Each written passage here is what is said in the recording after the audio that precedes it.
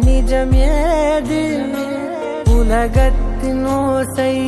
ஓயாது கண்ணே என் தோளில் தலை சாய்ந்து நீ தூங்கு இன்னும்